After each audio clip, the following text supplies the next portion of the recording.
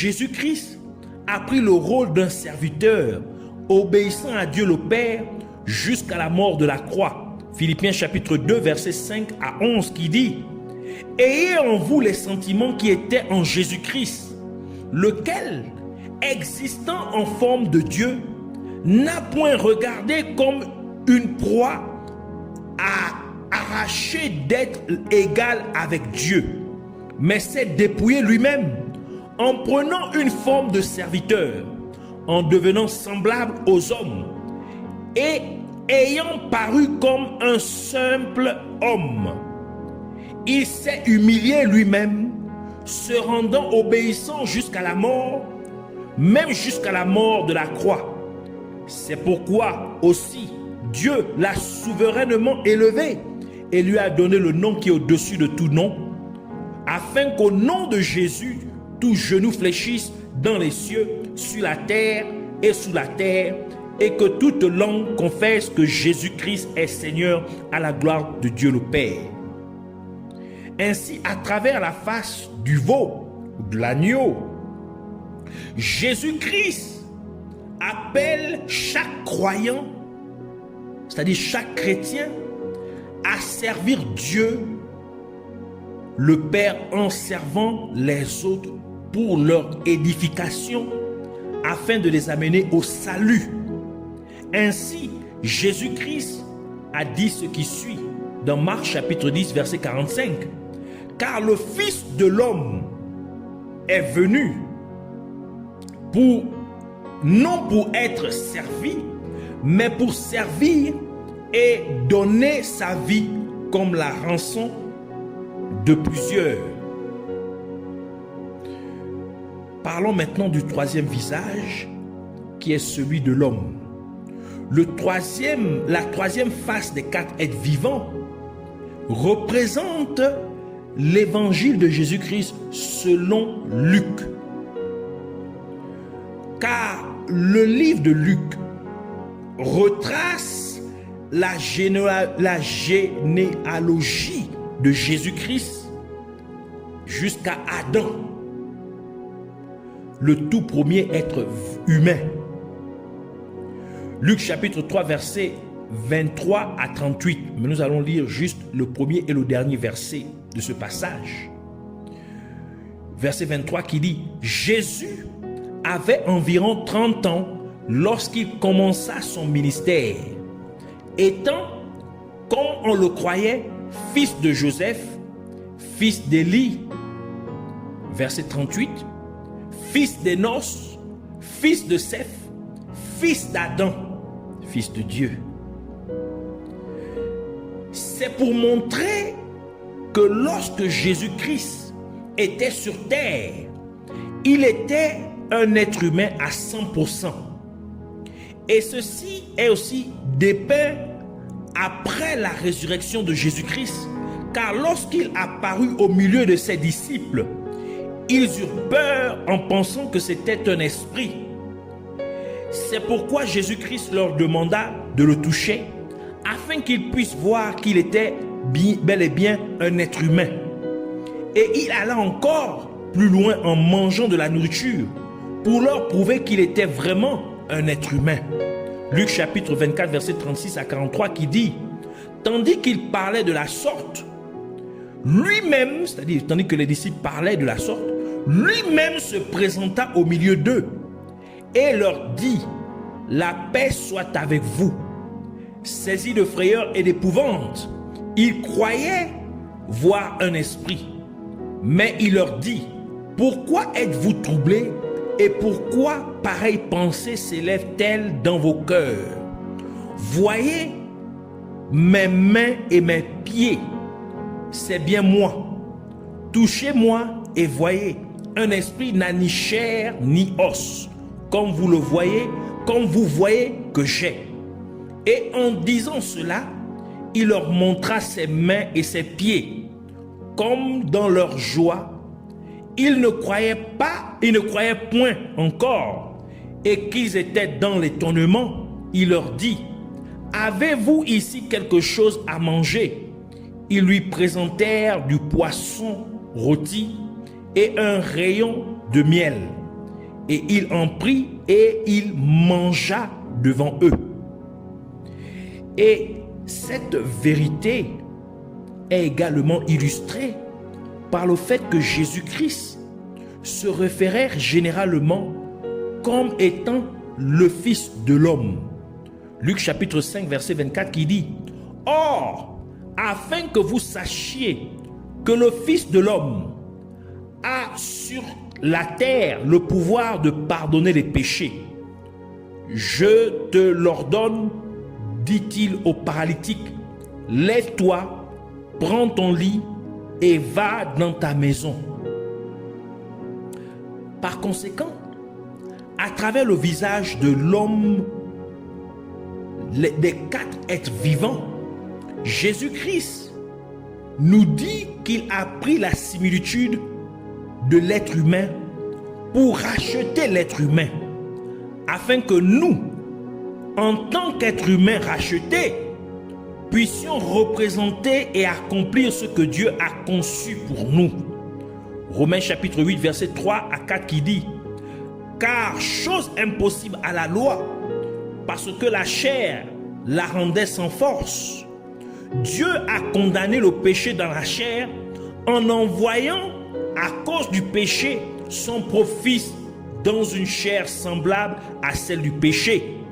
Et cela afin que la justice de la loi fût accomplie en nous qui marchons non selon la chair, mais selon l'esprit. C'est-à-dire ici, l'esprit de Dieu. Romains chapitre 8 verset 29 ajoute pour dire: Car ceux qu'il a connus d'avance, il les a aussi prédestinés à être semblables à l'image de son Fils, afin que son Fils fût le premier-né entre plusieurs frères. Ainsi, à travers le visage de l'homme, Jésus-Christ révèle en fait ce que nous, en tant qu'êtres humains, étions supposés pouvoir faire.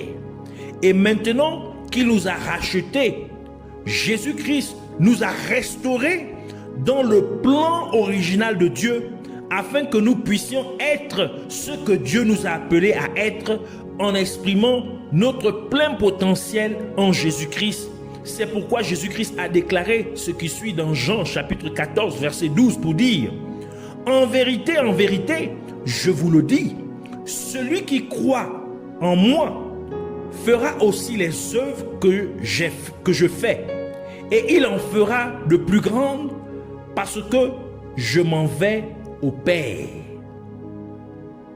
Parlons maintenant du dernier visage, c'est-à-dire celle de l'aigle volant. Le quatrième visage, qui est aussi le dernier, des quatre êtres vivants, représente le dernier des quatre évangiles de Jésus-Christ, qui est l'évangile de Jésus-Christ selon Jean, l'apôtre Jean. Car le visage de l'aigle volant exprime la divinité, de même que l'aigle vole bien au-dessus de tous les autres oiseaux. De même, Dieu réside bien au-dessus de tous les êtres, qu'ils soient visibles ou invisibles. Ainsi, à travers le visage de l'aigle volant, les quatre êtres vivants expriment la divinité de Jésus-Christ. Et c'est exactement ce que l'évangile de Jésus-Christ selon Jean établit aussi dans Jean chapitre 1 verset 1 qui dit: Au commencement était la parole, et la parole était avec Dieu, et la parole était Dieu. Verset 14 ajoute pour dire: Et la parole a été faite chair, et elle a habité parmi nous, pleine de grâce et de vérité, et nous avons contemplé sa gloire, une gloire comme la gloire du Fils unique venu du Père. Donc ici, au travers de ces deux versets, la parole de Dieu nous fait comprendre que Jésus-Christ est qui était au commencement la parole de Dieu, s'est fait chair. Donc Dieu, la parole de Dieu qui est Dieu, s'est fait chair en la personne de Jésus-Christ. Comme il est écrit, le Fils unique venu du Père. Or, Jean chapitre 3, verset 16 nous dit, Dieu a tant aimé le monde qu'il a donné son Fils unique, afin que quiconque croit en lui ne périsse point, mais soit sauvé. Et le livre d'Apocalypse nous dit que Jésus-Christ est appelé la parole de Dieu. Apocalypse chapitre 19, verset 13 qui dit, et il était revêtu d'un vêtement teint de sang. Son nom est la parole de Dieu. Et puisque la parole de Dieu est Dieu, comme nous l'avons lu dans Jean chapitre 1, verset 1, ainsi Jésus-Christ est Dieu. Et ceci est également confirmé par le livre de 1 Jean. 1 Jean chapitre 5 verset 7 qui dit, car il y en a 3 dans le ciel qui rendent témoignage, le Père, la parole et le Saint-Esprit. Et ces 3-là ne sont qu'un. Version Martin.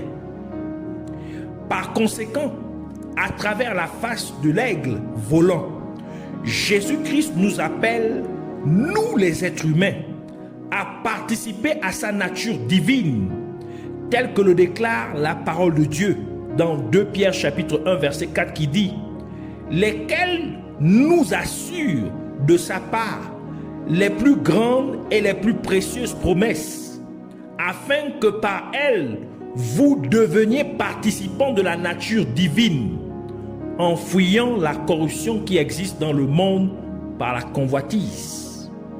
Éphésiens chapitre 4 verset 23 à 24 ajoute pour dire, à être renouvelé dans l'esprit de votre intelligence et à revêtir l'homme nouveau, créé selon Dieu dans une justice et une sainteté que produit la vérité.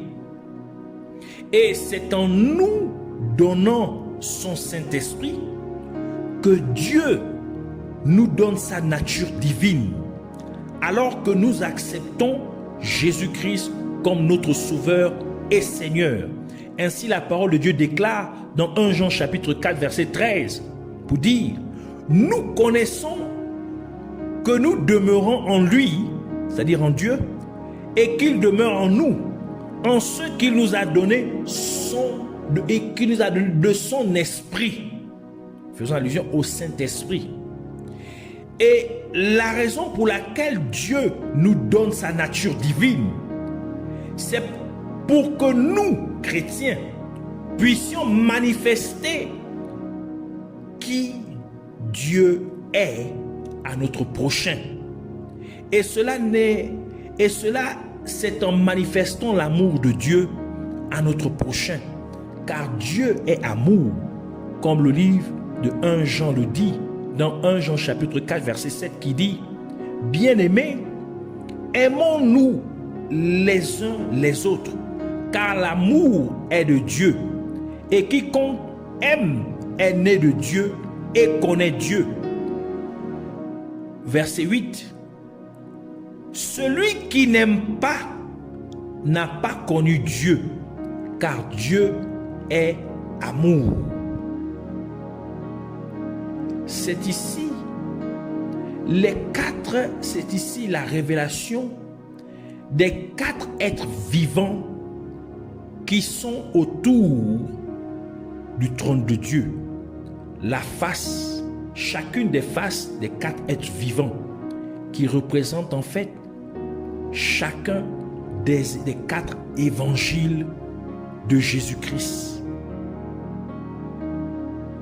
Et le message qui est caché derrière ces 4 évangiles, ou le message qui est présenté derrière ces 4 évangiles. Ainsi, nous voulons prier. Père céleste, Abba Père, nous te remercions pour ta parole qui nous a été transmise au nom de Jésus-Christ. Nous prions afin que tu nous aides à participer pleinement à ta royauté et que nous exercions correctement ton autorité royale que tu nous as confiée, afin que nous puissions faire en sorte que ta volonté soit faite sur terre comme elle est faite au ciel, au nom de Jésus-Christ. Aide-nous aussi à servir nos semblables en les aidant à te connaître, toi le seul et véritable Dieu, afin que eux aussi viennent à être sauvés au nom de Jésus-Christ.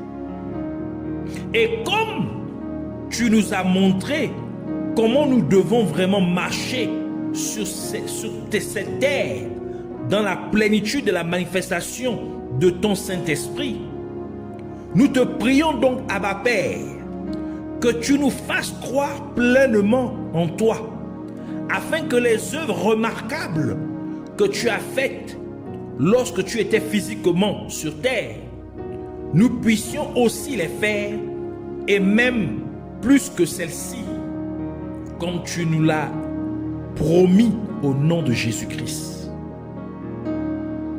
Et puisses-tu nous amener à être vraiment conscients de ta nature divine que tu nous as transmise par ton Esprit Saint, afin que nous puissions tous manifester ton amour à notre prochain, afin qu'il vienne à te voir à travers nos actions, attitudes et nos paroles, et que cela puisse les amener à croire aussi en toi, au nom de Jésus-Christ. Nous te remercions ainsi de nous avoir exaucés. Puisses-tu être à jamais exalté au nom de Jésus-Christ.